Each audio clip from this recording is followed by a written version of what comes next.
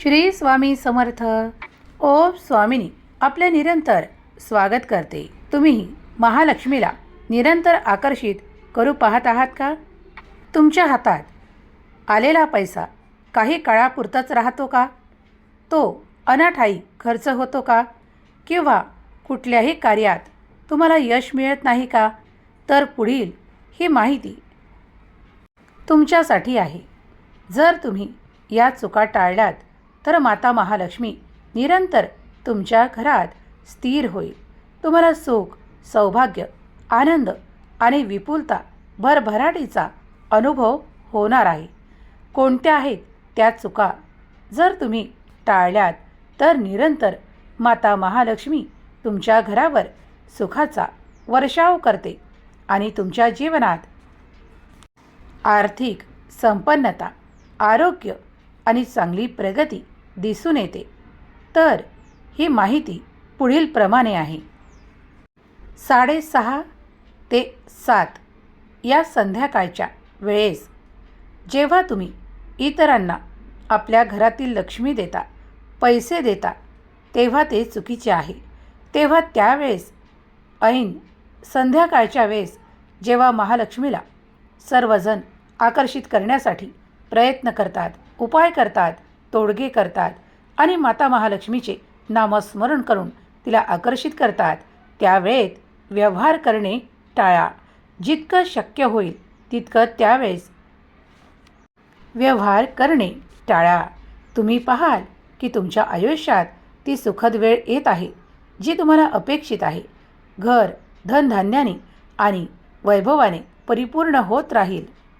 त्याचप्रमाणे तुम्ही जेवत असताना जेवल्यानंतर आपल्या त्याच ताटात तुम्ही हात धुता का? तर ते चुकीचे आहे. ती सवय बदला. हात धुणे बेसिनमध्ये किंवा जिथे तुम्ही पाण्याचा वापर करता तिथे करा. कुणी तुमच्या दारात काही मागायला आल्यावर त्यांना रिकाम्या हाताने पाठवू नका. काहीतरी जे तुमच्याच्याने होईल ती मदत करूनच त्यांना परत पाठवा. कुणालाही आपल्या वाणीने अपमानकारक शब्द बोलू नका किंवा कुणाच्या परिस्थितीवरून कुणाचे हास्य करू नका. ही देखील एक चांगली सवय तुम्हाला अधिक महालक्ष्मी प्राप्तीकडे नेते, कारण तुमच्यात ती शुभ मानसिकता निर्माण होते. तुम्ही कधीही कुणाला खाली पाहत नाही. त्यामुळे माता महालक्ष्मी आणि भगवान विष्णू सदैव तुमच्यावर प्रसन्न होतात.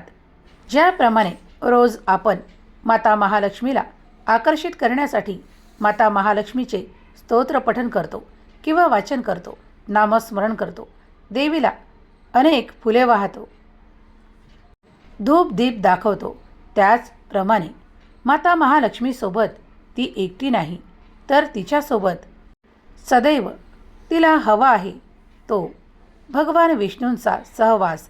तेव्हा भगवान विष्णूंनाही नामस्मरण करा, नाम जप करा. विष्णू सहस्त्रनाम तुम्ही म्हणू शकता किंवा यूट्यूबवर लावून ऐकू शकता.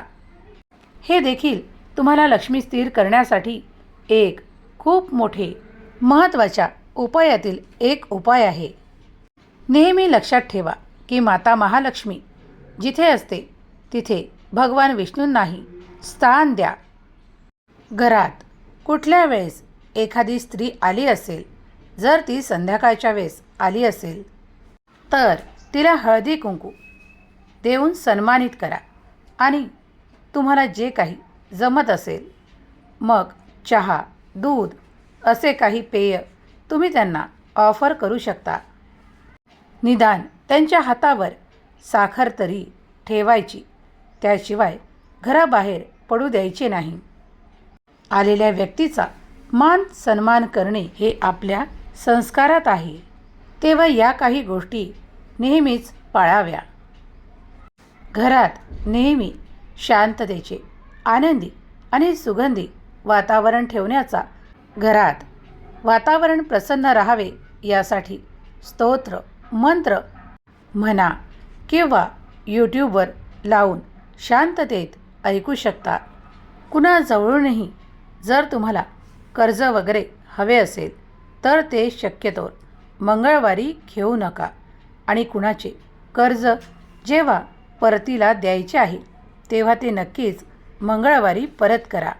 तुम्ही पाहाल की तुमचे कर्जही लवकरच संपत आहे. याप्रमाणे हे काही नियम पाहिल्यास किंवा काही चुका करण्यास टाळल्यास तुम्ही पाहाल की तुमच्या संपत्तीत अधिक वाढ होते, तुमच्या आनंदात, घरातल्या वातावरणात अधिक वाढ होते.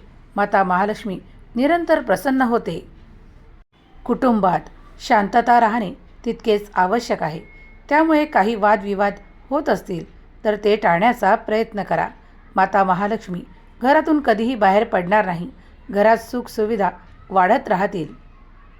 ही माहिती आवडल्यास नक्कीच आपल्या प्रियजनांना शेअर करा. माहिती आवडल्यास एक लाईक करा आणि ओम स्वामिनीला प्रथम भेट देत असाल तर सबस्क्राईब करायला विसरू नका. वेळ दिल्याबद्दल धन्यवाद. श्री स्वामी समर्थ. जय जय स्वामी समर्थ.